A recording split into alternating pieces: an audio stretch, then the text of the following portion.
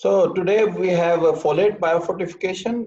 We have covered the biofortification of different cereal crops with zinc and iron and vitamin A. So we discuss about the golden rice as well. So today perhaps it's the last lecture relevant to the biofortification. So this is basically with special reference to Pakistan as well. Uh, we have also some issues relevant to folate deficiency. Uh, we have also several studies here in Pakistan who have reported that we have a severe deficiency of folate, and there are a lot of issues relevant to folate. Uh, but we are not limited to only Pakistan. In general, we see that what is folate biofortification and why it is important, and then we will have few slides about Pakistan and with reference to global scenario. What is folate? We'll talk about that. Significance of folic acid in human health, natural sources of folic acid, or rather we should say folate, status of folate in Pakistani population, strategies to manage folate deficiency, and then the perspective of transgenic folate biofortified crops. So we'll briefly touch everything which we have seen in the first slide. Folate is derived from the Latin word folium, which means leaf, and leafy vegetables are the main source of folate. Folate is a B vitamin that is naturally present in many foods.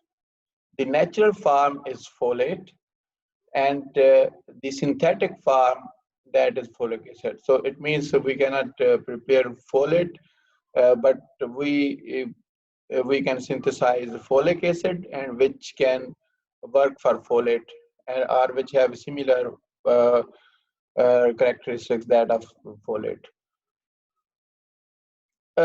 In plants, they have also functions.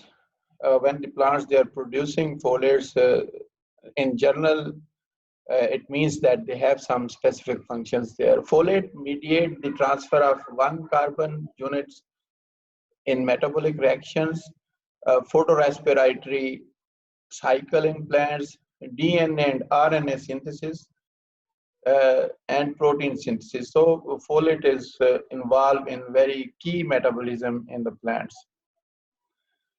In humans, that has also very significant role, even more than that in the plants. It is helpful in preventing strokes.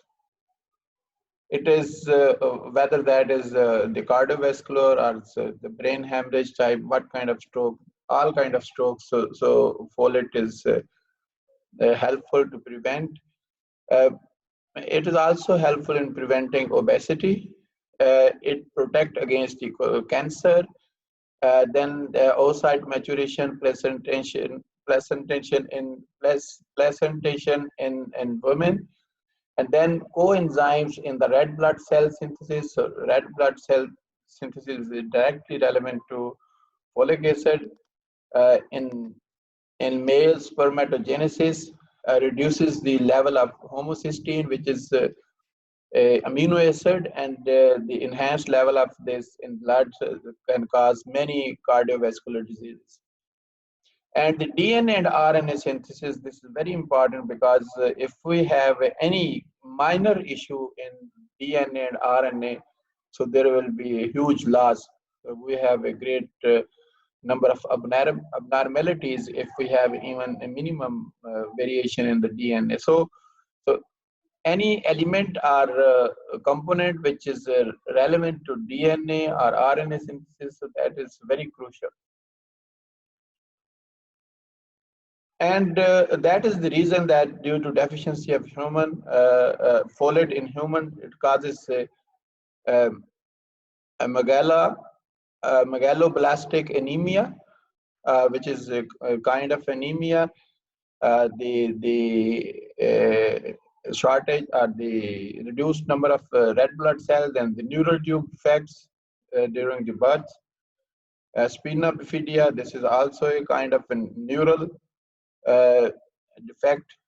Anencephaly, So we have this the kind of a microcephaly, that where the brain development is very poor, and then we have also Alzheimer diseases, uh, which is relevant to uh, the memory of the humans. So all these, so they are very relevant to folate deficiency in humans. So coming toward the sources from where we are getting the folate, as it is so important, and that must be a part of our food, and that is because we have vegetables which are a rich source of folate. For example, is the spinach, turnip, beets, corn, tomato, broccoli, and lettuce. They are rich source of folate. Egg yolk is also a rich source of folate, and then we have legumes, dried and fresh beans, peas, and lentils. So they are also a rich source of folate. In fruits, we have pineapple, melons, grapefruits, raspberry, banana, orange, and strawberry.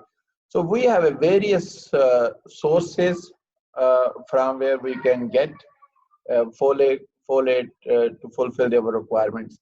So it means when we plan our diet, so we must be aware of that, uh, from where we can get the folate.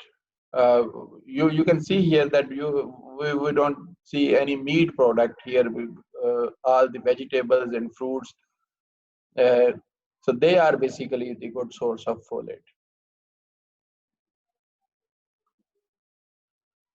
Folate content, if we look at the different crops, wheat, that has 38 to 43 microgram per 100 gram, and then in maize 19 to 25.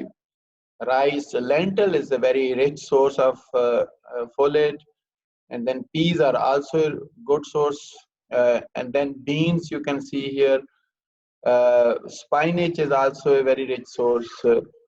Tomato has 9 to 29. Broccoli is a rich source. Soybean is very rich in folate content. And then we have cauliflower, which has 57 microgram per 100 gram. So we have uh, a variety of crops and the pulses which have a sufficient amount of folate. But if we have well planned in our diet, so then we can fulfill our requirement from these the different natural sources. You can see that the people who have a staple rice, so they must have some other uh, source of folate. But fortunately, the people who are eating rice as a staple, so they are also using different pulses along with. You can see the Bangladesh and in India, so they are using rice as a staple, but so they are also using lentils and other beans along with. So it means they are fulfilling the folate deficiency from that source. So otherwise, they could have a very severe deficiency of folate. Uh, Asparagus is also a rich source, although it's not very rich source. This is asparagus, and uh, this is also a good source of folate. It's almost similar to broccoli and such kind of concentration. So, how much of this are these foods can fulfill our daily requirement? For example, if we have a chickpea, a half cup of chickpea, so that can fulfill 35% of our daily requirement. If we have a 1 cup of orange juice, that can fulfill 27% of our daily requirement. If we eat 8 strawberries, that can fulfill 20% of our requirement. One medium-sized orange can fulfill 12% of our requirement. A half cup of broccoli can fulfill 10% of requirement. And so our daily requirements, that is for adults, that is 400 microgram, and for women, that is 600 microgram. Even the beans, so they are also a good source of that. And then here we have the spinach that has 33%, the half cup. If we take half cup, that gives us the 35%. So it means uh, if we are taking care of our diet, so we can uh, fulfill the certain requirements. But if you look at our diet plans in Pakistan, so we have chickpea is not a daily use item. Oranges juice is also not available to all the humans, uh, especially the poor people. The same with the strawberry. Uh, Orange, of course, it's available only in the orange season uh, at low price as well. Then broccoli is not here. Peas is also not very good source of folate, but so they are also of not daily use item. So only the few population they are using the red uh, lobia that fulfill 29% of the requirement. So we have good sources of folate, but if we can plan them in our diet. So coming toward the status of folate in Pakistan, if we because there is no folate analysis for the population, it's only determination based on different diseases caused by folate deficiency. If we took the NTD, the neural tube defect, so we are very severe. You can observe from here that we have a very severe deficiency of folate. It means we have a maximum number of NTD deaths, even more than that in India. So it's similar to many African countries. So looking at that, we have a very severe deficiency of folate. You might be aware of an NTD, that is neural tube defect. It means the uh, uh, during uh, the fetus development, so there are some genetic issues in the fetus and the children. So they either they are not successfully born, and when they born successfully, then so they have many issues, brain issues, and their life is very only few days. They survive and then they die. So we have a severe deficiency of that. If we look at the anemia, because the folate is also relevant to anemia, or it causes anemia in the population. So again, we have a reasonably severe situation here, although we are not very severe as we can see here in Africa, but we are even anemic.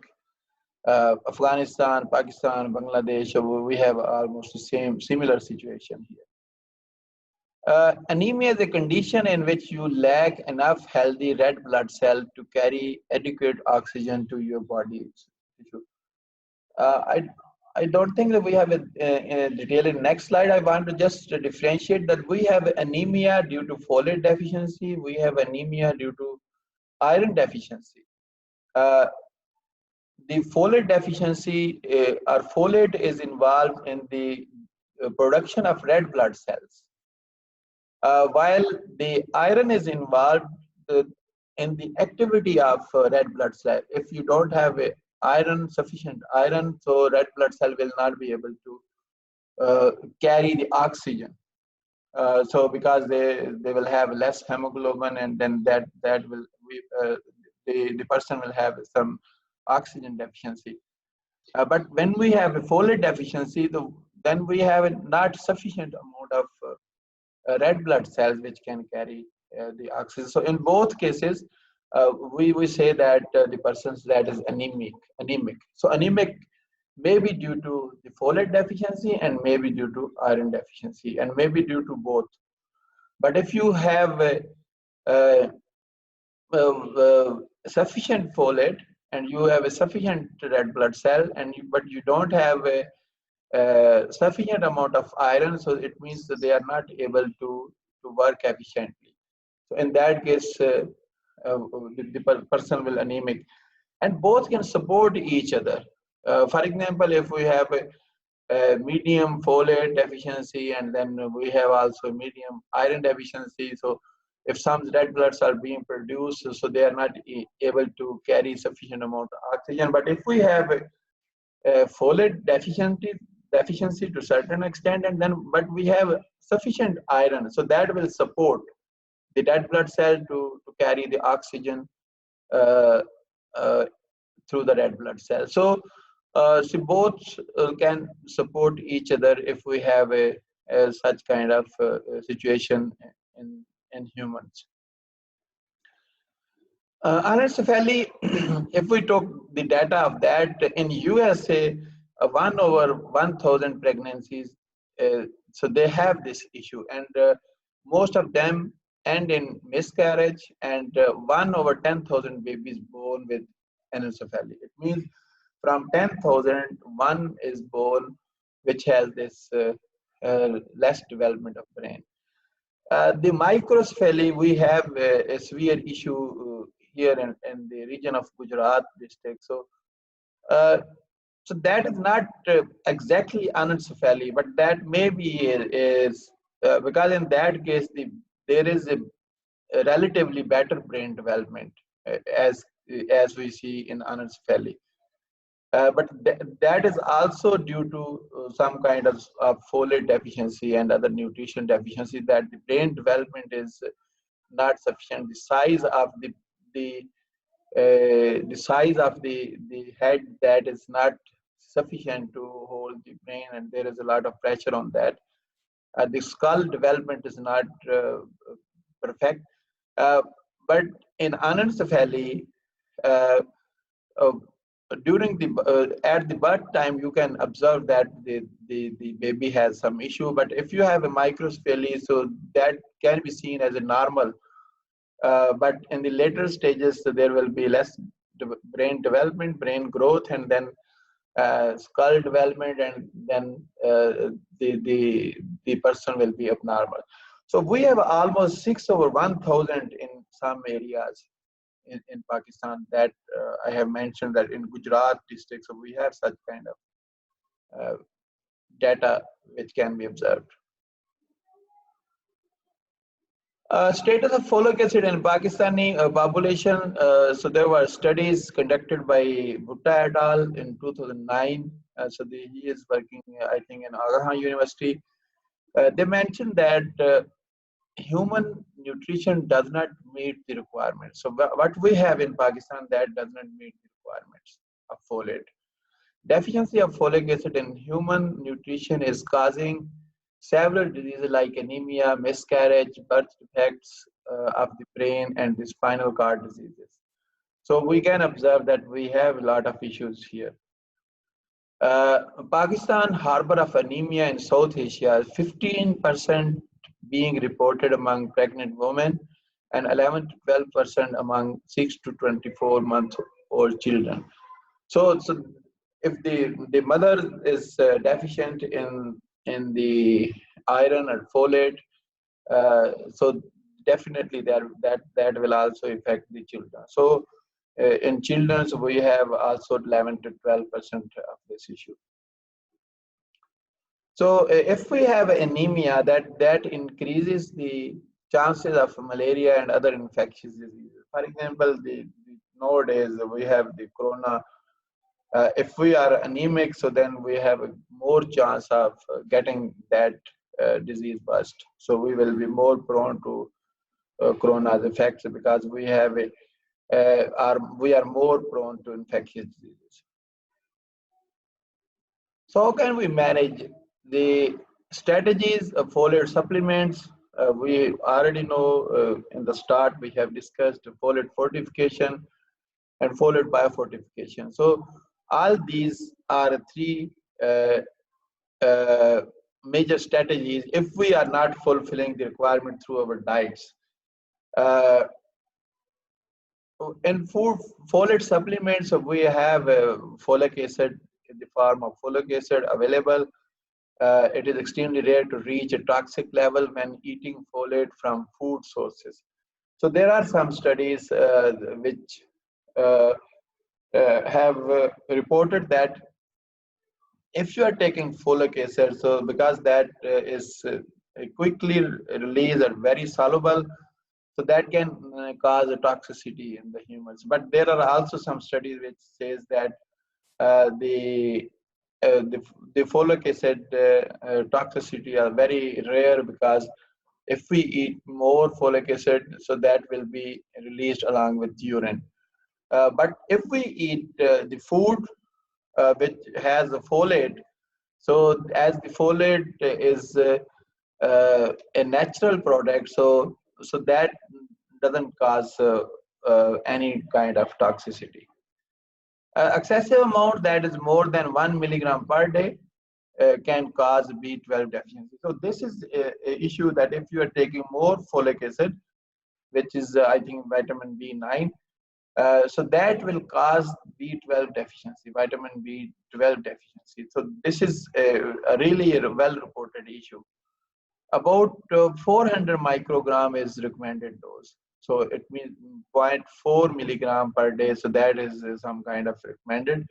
In some cases, if the people they have severe issues, so they, especially the pregnant women, so they are advised to have around about 1 milligram per day, but then they have to take care of B12 as well. So it means they must have a continuous check of B12 deficiency, and then if needed, they may need to add B12 as well along with the folic acid.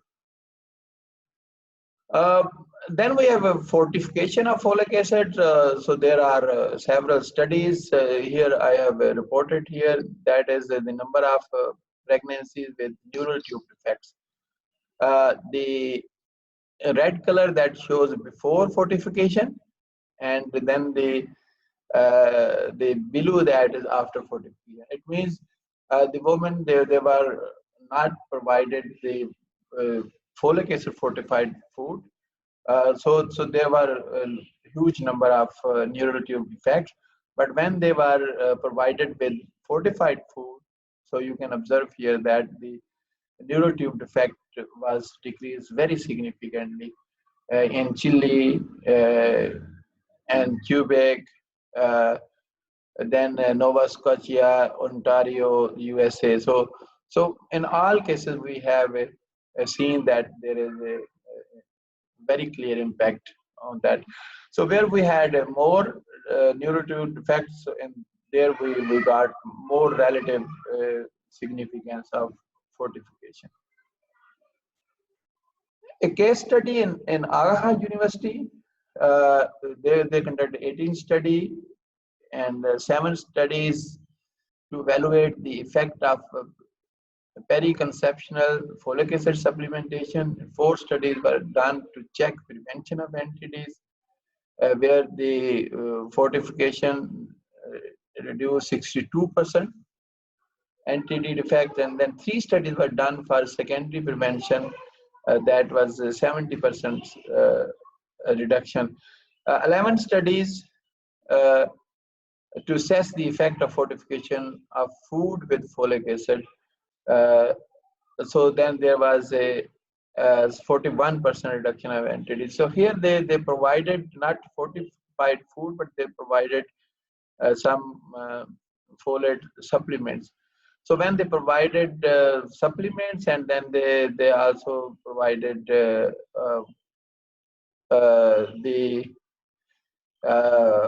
fortified foods, so there was a decrease in uh, neural tube defects.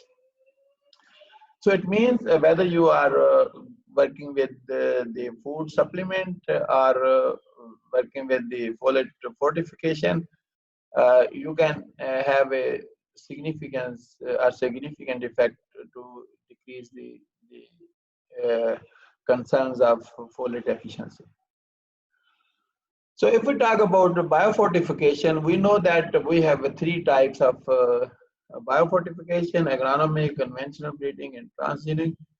Uh, as we know that the folate, we cannot apply folate to the soil maybe some management practices may have a slight effect on the folate, but we uh, can increase the nutrient content in the edible portion and improve yield of crops grown on the bare soil, of course. High iron bean varieties generate biofortification, not only accumulated higher iron content than traditional varieties, but uh, what also improved the iron status in the Rwandan women. So when they were fed on those beans, they enhanced the level of iron. Uh, Agronomic strategies can increase iron content and reduce the impact of folate anemia. So we can do by agronomic way, we can enhance only iron level, and which can support the deficiency of uh, or which can support to reduce the effect of folate deficiency if we have, as I have discussed in the previous slide. We have a transgenic, the genes has been identified in the crops and which can increase the concentration of folate in vegetative and edible parts of plants. The papa para aminobenzoic acid level in tomato fruits can be increased by overexpression of nuclear encoded chloroplast targeted enzymes, aminodeoxychorismate synthase, ADCS. The best ADCS transgenic lines accumulated papa in tomato fruit at levels nearly 20-fold higher than that of control. So it means by transgenic way, we have a very brilliant future to enhance the level. The progress has been made on the biofortification of tomato, rice, lettuce, white corn, potato. Although it's not at commercial level, I think maybe for tomato, they have some commercial produce which are rich in folic acid, but not the others. These attempts can be divided into two groups. So one with the overexpression of GTP cyclohydrolase 1, and then the combined overexpression of GTPC, HI, and ADCS, which we have discussed earlier. So the mean to tell that we have a sufficient information which can be used to develop transgenically uh, uh, folate biofortified crops. In Pakistan, we have one study. There are rather no, there are more than one study.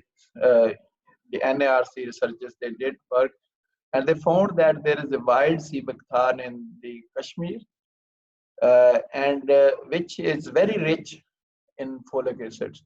So generally, it is not used. Maybe some people they use as a food the fruit of the sea buckthorn, but they found the genes which are responsible for this folate accumulation in the fruits, and they have suggested that they can use those genes to biofortify the cereal, especially maize and wheat.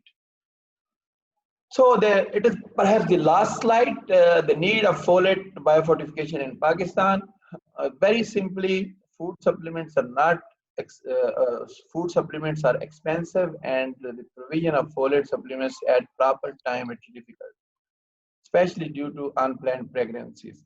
So generally, we need to add folate in the diet before the start of the pregnancy, as we don't have such kind of plan here in Pakistan, and the people they don't use, or the women that don't use any food supplement for that. And the second reason is that the people they are not much aware of that, and third reason they are poor and even they cannot buy the folate if we look at the poor population. So it means we have a severe need of folate biofortification, which can approach everyone. There is the need to increase availability of naturally occurring folate in staple food to be sure that it is available to the poor also. As higher intake of folic acid may be toxic, but and if we look at our population, which is not much aware and much educated, and even you suggest them to take folic acid, so they may take more folic acid, and which can be toxic for them. And then the transgenic approach to biofortify staple cereals can be an effective tool to increase folate concentration in edible part of the staple food. Because if we look at the Pakistan situation, only the cereals can help if we biofortify those staple cereals. Because if we biofortify the tomatoes or the fruits, so they will again not in the approach of the poor population. And you know that we have a more uh, growth birth rate in the poor population as compared to the rich people. So there are more chances of NTDs and anemia in poor population as compared to the rich population. And in the poor, they don't have also diversified food. And even I am very surprised, and I talked many times uh, with you that the lentil and the pulses, they are very rich source of folic acid, but it is getting out of our daily menu, which is very important that if we can add them, and if we can uh, uh, make it compulsory for especially the poor people, which is relatively the cheaper source of folic acid or folate. So that was all about folic acid. Just the last slide: to be satisfied and to be healthy. If your mind is satisfied and you are satisfied, you will be healthy. And how you can keep yourself satisfied? That first thing, that the firm faith in Allah. So being a Muslim, we are blessed that we know that Allah has created us, and we have a firm faith in Allah. The second, we should love His creation, because it is also a part of the faith. If we believe that Allah has created everything, then we must love His creation. We should not have any kind of conflict to each other, uh, because we are related to each other through Allah. Because we love Allah, we have faith in Allah. If we love Allah, then we must love the creation of Allah. Then, being a professional, we should be punctual. If you're punctual, you are satisfied. If you're not punctual, you are not satisfied. You will have something in your mind every time. So be punctual for your work, and then the continuous work, which is very important. If you are not working continuously in the patches, so you will not be satisfied. So I think these four things can make us satisfied and can keep us healthy. So thank you very much.